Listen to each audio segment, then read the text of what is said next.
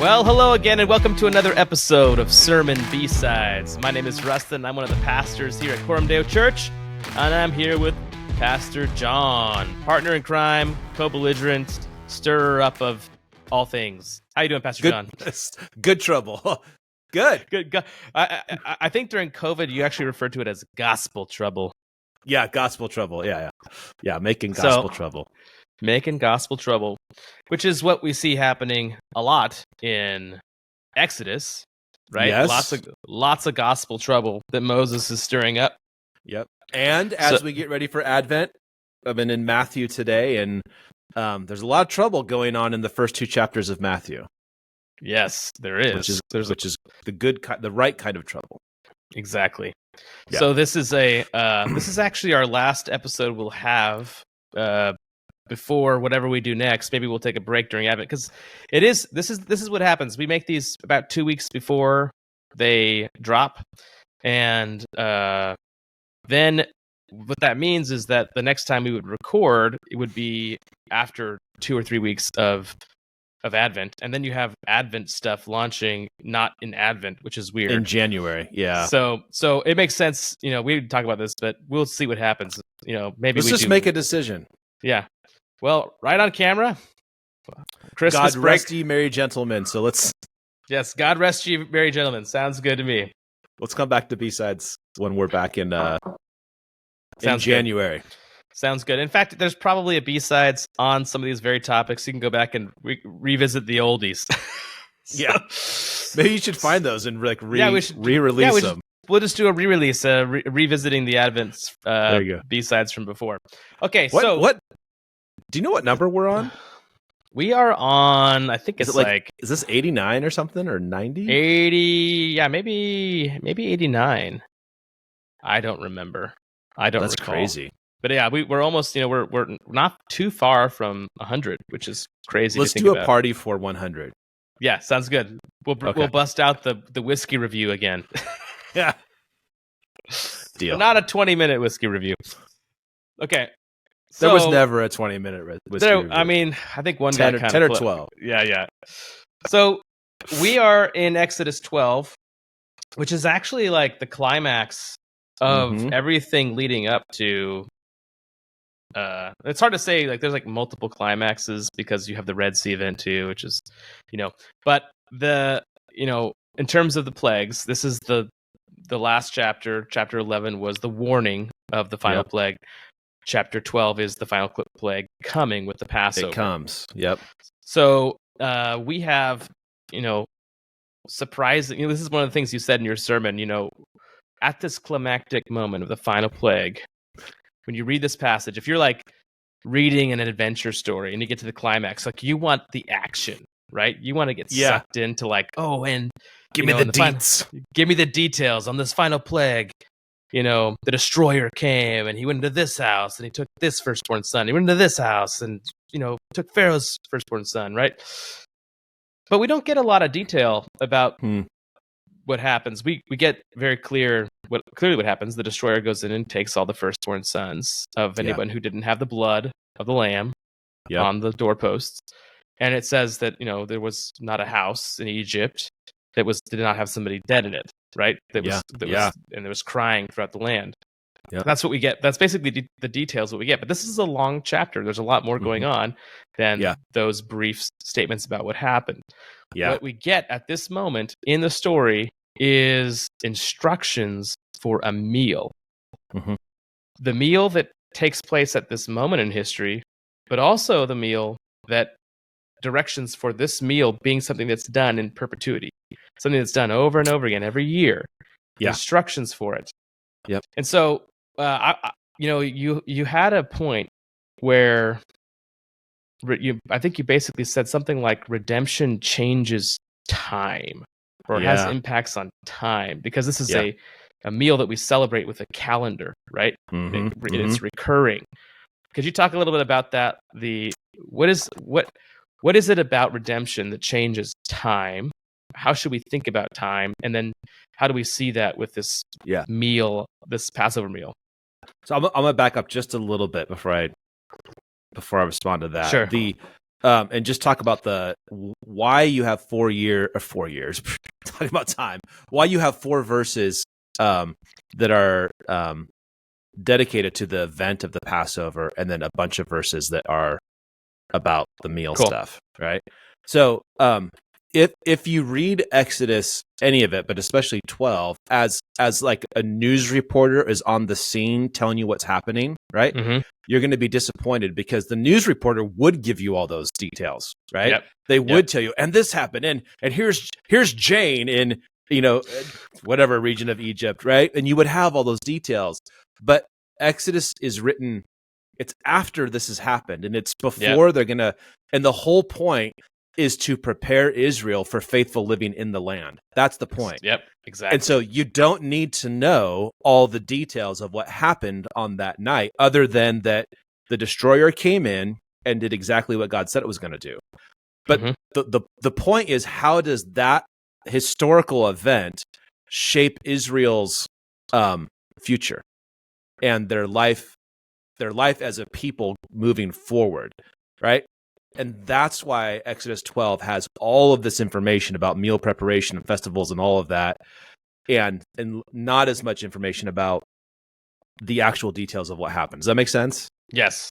It's very applicable, because they were to have these mealtime celebrations and traditions for every year. Yeah. Right? Absolutely. To remember. Yeah. Exactly. So why does... Go on. Yeah. So time. Yeah. So okay, what was the question? What was it was about time? Why is it that I guess explain your quote, your line about redemption changing time. Oh, yeah. Okay, so there's I would say it's like there's a rhythm that you can kind of follow in Scripture. Mm-hmm. And you can go back to Noah and the flood, and the flood is an act of decreation, right? So you're going from order to chaos. It's chaos. You have death. And then what happens after that? You have an exodus of sorts, right? Yeah. You have Noah and his family spared through judgment. The ark opens. They go into this new world, and you go from the order of Genesis 1 and creation to decreation in Genesis 6 with the flood and the loss of life and judgment. And then you have new creation. You have Noah and his family. It's kind of a restart of Adam and Eve. You have the restatement of the cultural mandate, which is what God told Adam, which we read in Genesis chapter 1. And you also have a time element to that with Noah. So when Noah steps out, it says that it was the first day of the first month. This is a new year. And you get this idea that, like, we all know intuitively that the new year is a new beginning for everyone, right? And so it's like you have New Year's resolutions, because we're starting fresh. We're starting new. What happened last year, that was last year. We're turning over new leaves. There's a new creation element to the calendar, right? And so when Israel living in Egypt is living under Egypt's calendar. They're living on Egypt's time, if you will.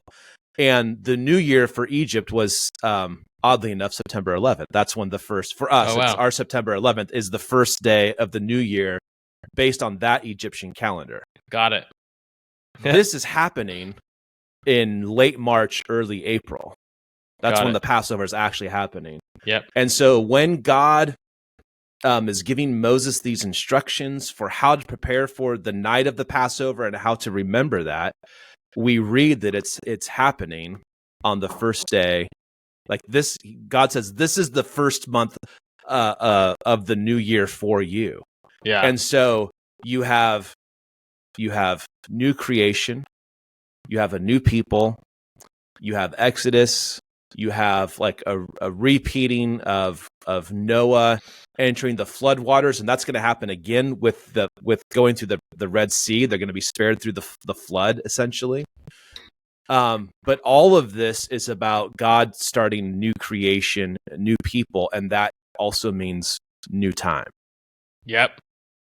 It reminds me a little bit of our calendar and how we mark years as Anno Domini, right? The year of our Lord, ever since the coming of Christ, right? Yeah. And, it's interesting because, no matter how much the secularists try to get rid of that, it's like, well, you can't, it's really hard for you because you could change the name, but it's still the same time that signifies, right?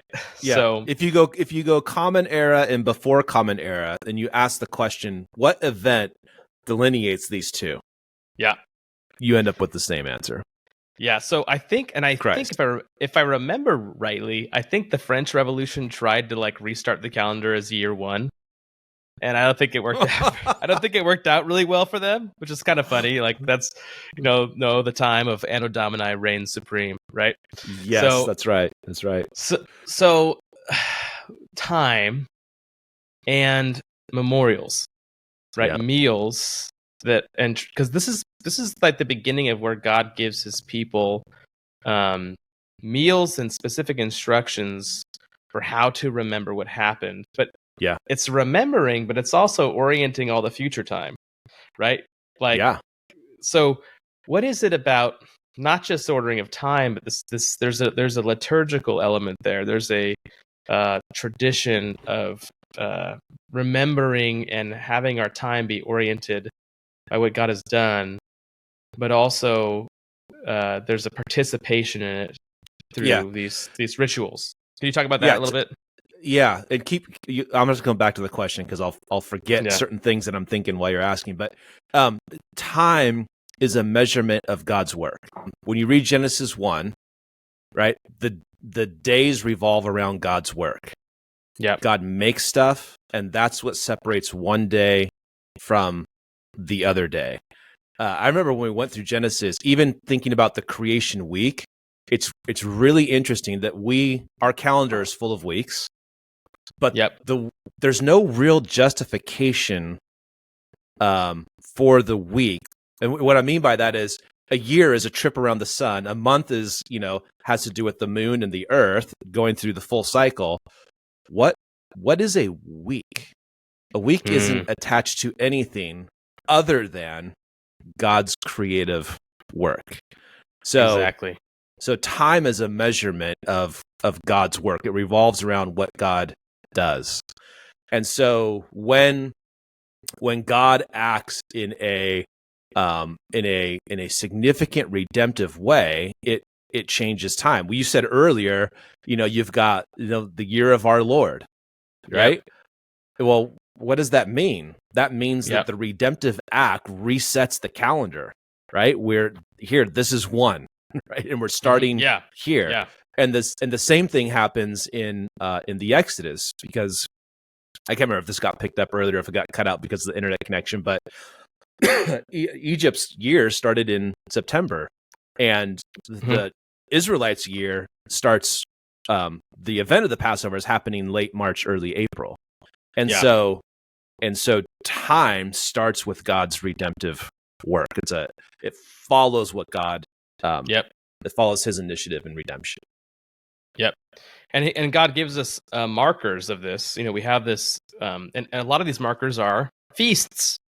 Yes. Even the Sabbath, which marks out the weekly, liturgy of time, right? Yeah. The Sabbath is the day it's a feast. We're told in Leviticus, where there's a holy convocation, which is a gathering of people to worship God and to feast together. Which is those house churches, or was that like a big gathering? That was a big gathering. It was a holy convocation, a great big gathering. Exactly. So you have, that's a good point. I think that's one of the reasons why I think the house church movement is flawed, is that it's like saying we want to keep the church a baby when it's supposed to grow up to be a full grown, mature player in the world. Right. Yeah. So but you have that, but then you have specific feasts here that are annual, given to God's people. And I think we should probably just talk about feast. Like what is God saying in that He gives His people feasts as something that they are supposed to do regularly? Yeah.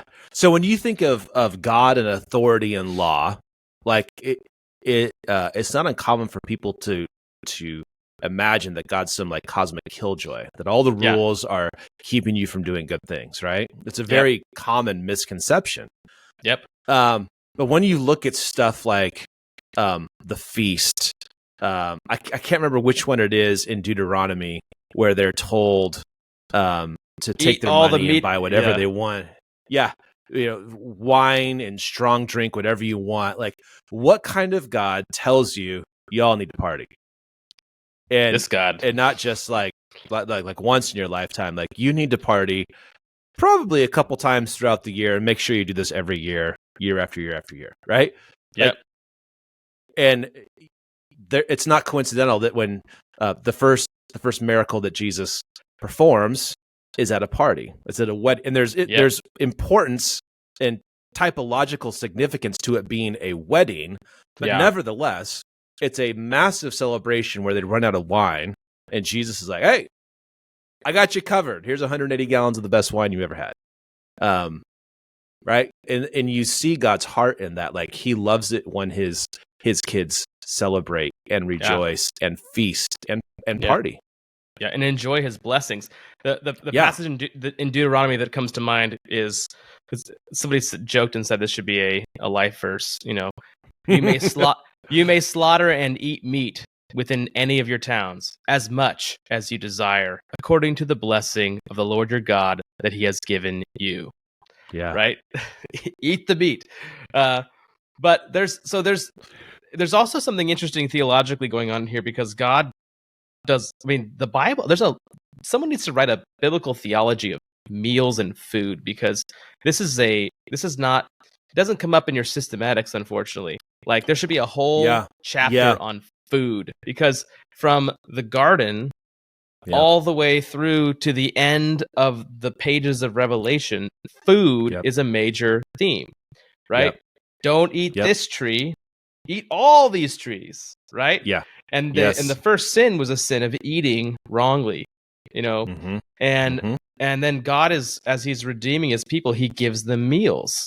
Them meals where they are learn to eat with Him, right? Before Him. And a lot of these meals are covenant meals. And it's like, there's so much of this is like, doesn't need to be like dug into too deeply and academically. Like, we know that when we sit around a table and share a meal, we are joined to one another, right? That's just... we're on the heels of Thanksgiving, right? Yes, exactly. Yeah. And you're like, here's an annual feast meal. Yeah. Where we come together, we enjoy, we have rich food, we have, really great food that we don't typically have throughout the rest of the year. And most of the time there's, extended family, or I know you have like a lot of family in town. Most of my family's in town. They're all gathered. I think there was almost like 30 people at this house. Yes. For Thanksgiving, right? And what are we doing? Yes. We're celebrating, right? Yeah. And that event, those events, celebrating, eating, they preach something that I don't even think, like, it's like you don't, if you had to analyze it, you might, be a killjoy, but it's like, you look at it like, oh, this is speaking about new heavens, new earth. This is speaking about redemption. Like, there's something covenantal union. And one of the sad things about our feasts is that sometimes we, when the family has dysfunction and there's somebody who doesn't want to come because there's a break in, there's, you're not in fellowship, right? That says, that's also preaching. It's saying this is what it's like when there is, covenantal unfaithfulness, right? Yeah. And when you walk away from this blessing. So go ahead. I almost wanted to get into something on Sunday about the world being sacramental. Yeah. Even things like flatbread are preaching to us, right? Yeah. Like, we should be, and it's not the same way that you pick up your Bible and you read and God speaks to you, but God has filled the world with things that are communicating His truth to us. And the meal, all meals do that in a particular way, and in a general way, all meals do that. But the Passover meal did it in a very particular way. It pointed out particular elements of God's faithfulness and His provision and His character as that meal would be prepared. And even in the text, it anticipates people going, "Hey, what?" The kids actually. Yes. Why are we doing this? And then the answer would be, you would retell the Passover story. Exactly. God passed over our sins. And there's a very, this is the kind of thing you do with a lot of repetition, right? And I think you made this point that repetition is actually like, and some people have it in their mind that spontaneity is like the only true way you grow in any form of like sanctification or what have you. But like, no, God gives his people meals to enjoy every year as they remember the tradition. Yeah. And it's especially helpful as you are raising up children in the next generation, because we learn through liturgy, through tradition, and this meal, like it anticipates that, because it says your kids are going to ask, what's up with this? And in fact, if you've ever been to a Passover Seder, it's like everybody gets this like little script, right? I don't know if you've ever been, right? And it says like children are supposed to ask this question. All the children at the table ask the question, what does this service mean, right? And it's like, oh, yeah, glad you asked. So they're being taught not only the meal, they're being taught you need to ask this question. Yes, this is not like all the other meals. It's saying something special, and so there's a that is how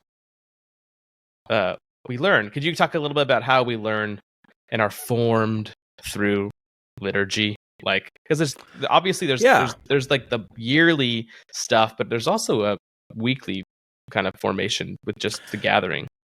I think I made a comment in the sermon about like this, what you said, spontaneity, and we feel like you just have to kind of do what the Spirit feels, and if it's planned and it's repetitive, like there's no heart in that, right? Yeah. And you just think about how little of the real world actually works that way.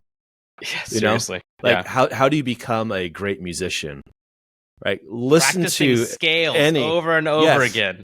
Boring the scales. same thing over and over and over again. How do athletes become great athletes? They do the same thing over and over and over and over again. Right? Yeah. It's like the whole world knows that repetition in liturgy matters, except for the church. Yeah. Right?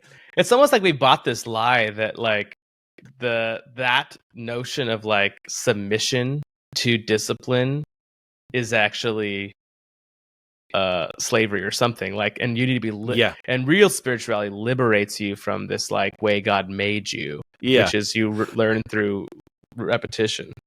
But the Bible gives no ground to that.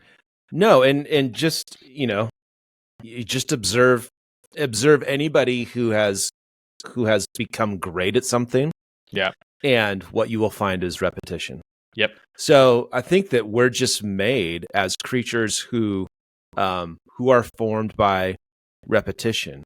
And that doesn't mean that repetition is the only thing that forms us, but it is a primary ingredient to any type of formation in general. Yep. And that specifically is true in terms of spiritual formation or discipleship. Yeah. When we submit ourselves to a liturgy on a regular basis, where we're doing the same thing over and it's important that it's the same thing, actually. Yeah. Right? Like, you don't become a great musician by doing something different every single time. Exactly. You become a great musician by doing the same thing every single time. It trains you and it forms you in that particular discipline. Yeah. So there's a discipline and a repetition to just being present to church every week. Exactly.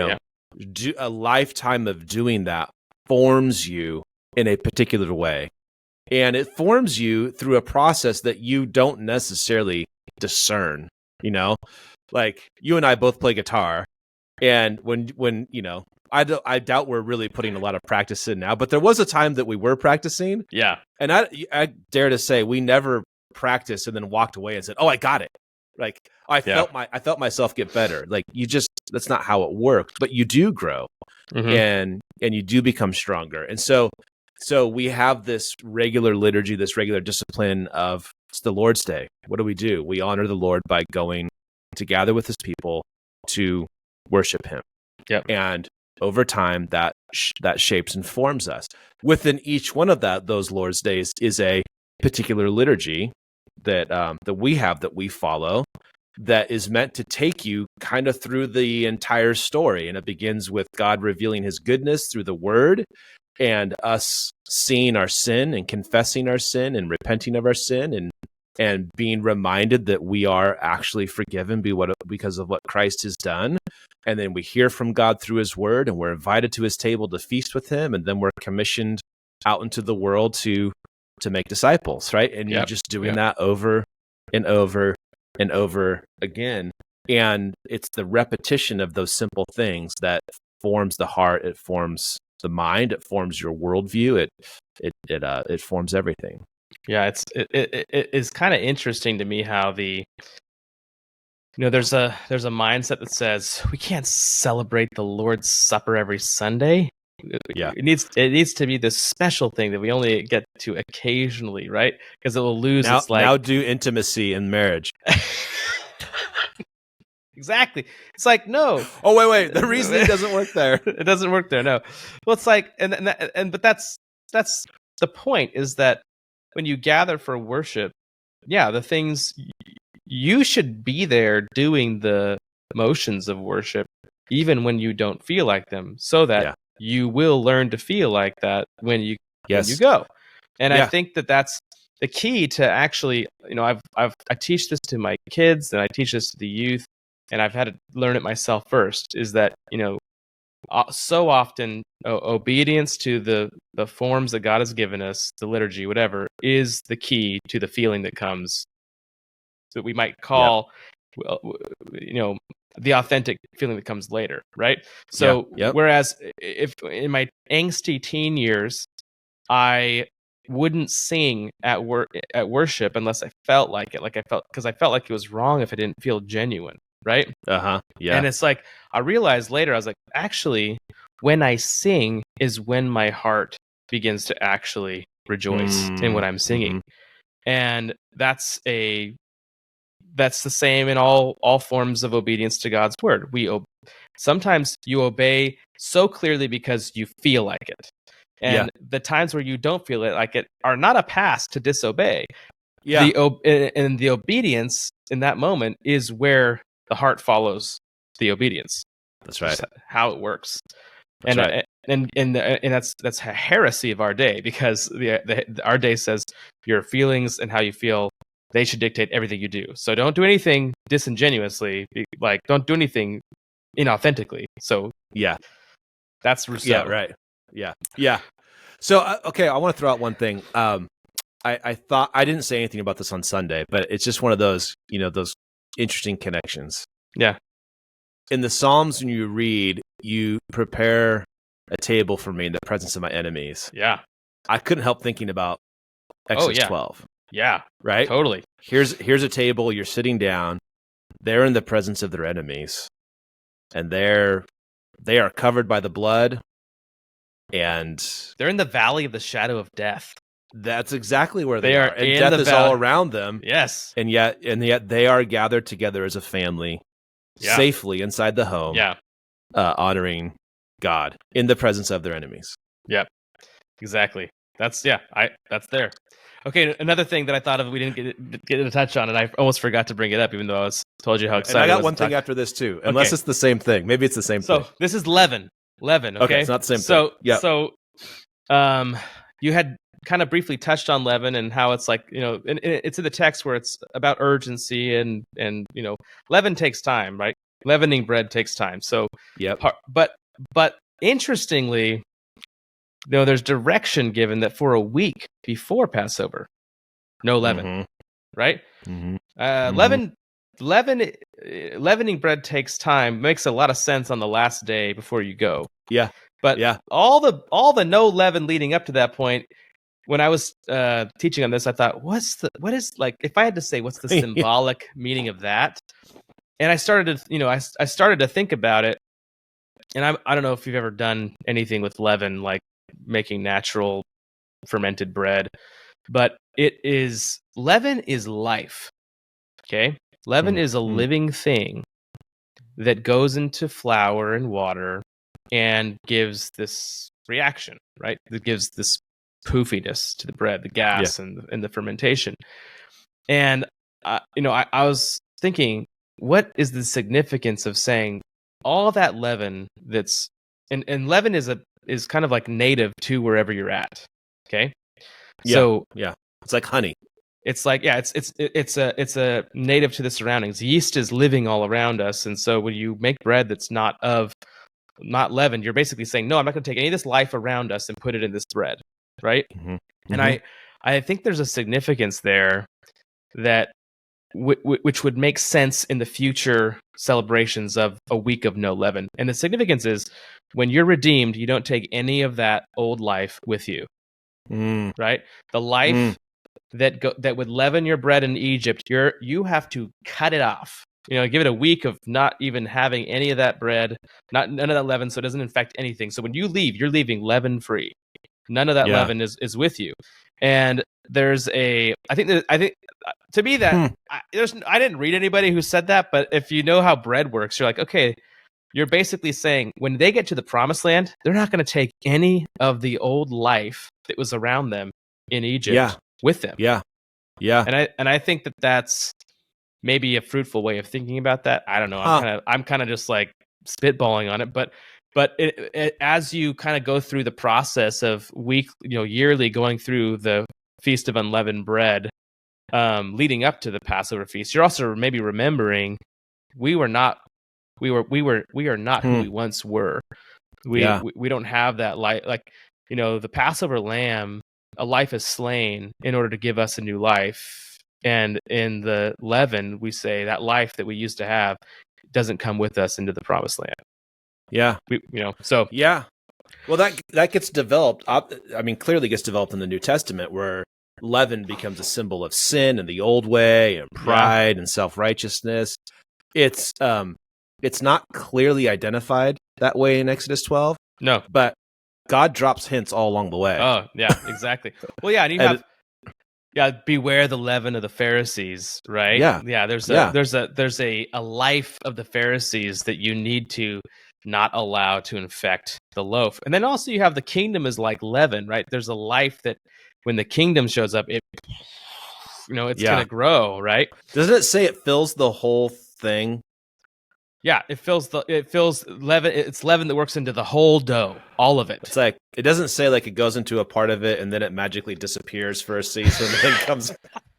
Yeah, exactly. But it like goes through the whole thing, something like that. Yeah, it permeates all of it. Exactly. Not just a small, this chunk that gets, exited or raptured. Raptured the whole very, very post-mill. Exactly. Okay. We're over time, but I want to bring something up because do it. Because it's something that we have talked a lot about as elders. Over the last however many months, and something that we've told our church we're going to be talking about more in depth in the new year. But it was in the text, and I wanted to to get people's minds start. Okay, let's think about this, because I think a lot of people have. It has to do with It has to do with covenant signs and covenant meals. Yep. And so a lot of people, I think a lot of people don't think about the connection of, between baptism and communion. Yep. So in Exodus 12, as they're leaving, there's a mixed multitude that comes with them. And that's part of what I think necessitates the instruction at the end of chapter 12 to go, okay, we're not just Abraham's descendants now. Now we're Abraham's descendants, and there's all these other people who we don't know, where they've come from. Exactly. But they've joined us in the Exodus. And so now we're going to have this Passover meal. And what part do they have in it?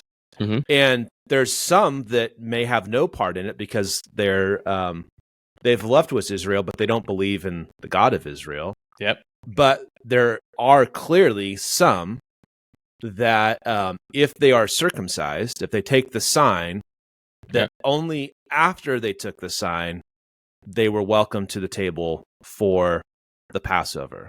Yeah. And so you have this establishment of sign, table. Yes. Right? Yep. You're welcome to the table. The table is a family table. Yes. And all family is welcome to the family table, but you have to be family. I think I said everybody's welcome, but not just anybody's welcome. Yes, that's a good. Right? Yeah, that's totally. If you read this passage and you think that somehow this is God trying to make it hard for people to come to the table, you're reading it wrong. He's giving instruction because he's like, this is good that there's a mixed multitude, but they can't stay a mixed multitude. Yes. Right. They have to. Right. If they are going to enjoy the blessings of this meal and what it signifies, they have to become part of God's family. That's right. Which is activated by circumcision. Yes. Yeah, and I was trying to point out like becoming part of God's family wasn't some private internal thing that happened in your heart, right? Yeah. That's part of it. That's part of it. Faith. But there was a sign. You took a sign. We've got rings on, right? We're not married in our hearts, but we actually took a sign when we got married. Yep. And so it seems as if that's the normal pattern that God establishes. And then you have, there's a clear connection. Whatever the degree of connection is, that can be debated. But there's a clear connection between Passover in the Old Covenant and communion in the New Covenant. And there's also a connection between circumcision as the sign of the covenant under the Old Covenant and baptism as the sign of the covenant in the New Covenant.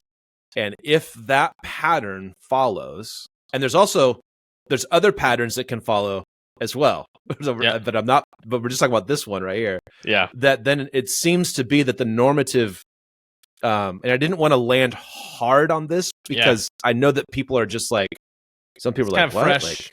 It's a fresh idea. Yeah. But it seems as if the normative pattern is sign, then the table. Yeah, this is baptism, then communion. Yeah, this is the way all Christians have understood the sacraments up until, I don't know, pop evangelicalism. Mm-hmm. That baptism precedes the table because baptism is the sign of family membership and it's a family meal. Yeah. And so then you have like you said, there's some things you have to talk about, like, well, what about, there's a lot of logistical things that go into that. And there's also the whole question of how credo baptism fits into it, which we're not going to get into. Yeah. But those are. But we will get into later. Yeah. But those are live issues that with addressing this. But I think it's important to say that, both Baptist, confessional Baptists and 1689 Second London Baptist Confession, Presbyterians, Anglicans, Catholics, every Christian shape, Now I do wonder about some of the early church guys, which we don't have to defer to them to think about this, but does that mean that there's a handful of Christians that didn't get baptized until they were and wrongly did not get baptized until they're on their deathbeds, right? Yeah. Did those guys not take the Lord's Supper ever? I'm I haven't studied that, but it doesn't matter. They were wrong. That was wrong way of thinking about it, right? But every single one of them saw that this connection between baptism and the table, and as there's an order there, right? Mm-hmm, mm-hmm. And Peter Leithart, who I love, he said it doesn't just make liturgical sense; it also just makes sense. You get washed before you come to the table. There's a wash your hands exactly, and then sit down. Exactly, there's a cleansing. So, I think that's now what has happened is that we are living in a time where we have, abandoned sacramental theology as evangelicals. Mm-hmm. So we're robbing ourselves of the meaning that we're supposed to be getting, not just from, we're supposed to get the preached word from the word of God preached every Sunday, but we're also supposed to get the preached word that comes through the sacraments as a means of grace. Right. And we're And I think that there is a little bit of a revival here to rescue sacramental theology, which is good. But the house is so messy, right? Like there's been so many like weird thoughts about baptism and like even just I mentioned like there's some issues that have been around for a while, like we should not celebrate Lord's Supper every week because that doesn't make it special. I mean, Calvin had to fight that. Calvin wanted weekly communion, and he it's one of the few things he conceded to the magistrates. Like, no, that's too hard. It's too hard to have weekly communion, and so he's like, fine. So, so but yeah, that just to affirm that is both the historic, and it just makes sense. And then there's lots of questions you have to answer. Yeah, in light of that. Right. And so I think maybe we can end with this because we're way over right now. Yeah, it's going to be a long one. It's really good for people to be thinking about that order that is clearly prescribed in Exodus 12. For the circumcision being the thing you must have before the Passover. Yes, that is clear. And that's not describing something that happened. It's a command that's given to the people. Yep. Circumcision, then the table. Yep. And I think it'd be good for people to just think that over. And I really appreciate what you said. And I think that this is where, as elders, we kind of have been moving slowly, but on purpose. Is that when you're in a house that's that maybe has been messy for a while, it's like you need to move slowly and give people time to think and develop convictions and work through these things. But this is one of the things that we're working through. Yeah. Yep. And one of the things we're going to have to work through as a church, and that specifically is baptism and communion, and the sign of baptism being applied before people participate in communion weekly. Yep. So I had a funny thought. I want to preface this by just saying I agree with all that you said there, but I did have a funny thought. I was like, wait a minute. They went through the Red Sea after the Passover meal. Yeah. and in the New Testament, the Passover meal is called a baptism. And I was like, no, I think that's like basically taking things and it's almost like you're applying the wrong typology at the wrong time. But that's just me. That's just me like my mind going, wait a minute, but then. But let me push back though. Let me push back because all of those. I agree. All those meals took place after the Red Sea. You're right. They did. All the meals that commemorated the event took place after the Red Sea. Clearly, yes. There we go. Yeah, and I think that you could even say there's something similar there to that. There's an event where it happens versus and I don't think we're supposed to see the Passover meal separate from the Red Sea crossing. They're both the same kind of event. So it's a judgment that comes on Egypt, and then it grows up to a full judgment that both rescues. Like they're both the same deliverance. But I agree. Yeah. But those instructions that are given at the end of 12 would have only been applied after the Red Sea. Yep, exactly. Right? Yep. Interesting. Yeah. Okay. Yeah, and also you'd have to you don't do justice to dealing with the mixed multitude if you think of that way, because everybody went through the Red Sea, mixed multitude included, but that doesn't mean that they were in God's family. That's why the circumcision has to be applied. That's right. Yep. Good word. All right. Good word to end on. Well, that was fun, man. That was a like all over the place episode. I dug it. All right, this is old school. This is like old school 50-minute B-sides. Well, everybody, until next time, trust Christ, go to church, and love your neighbor. Peace. Merry Christmas. Merry Christmas. See ya.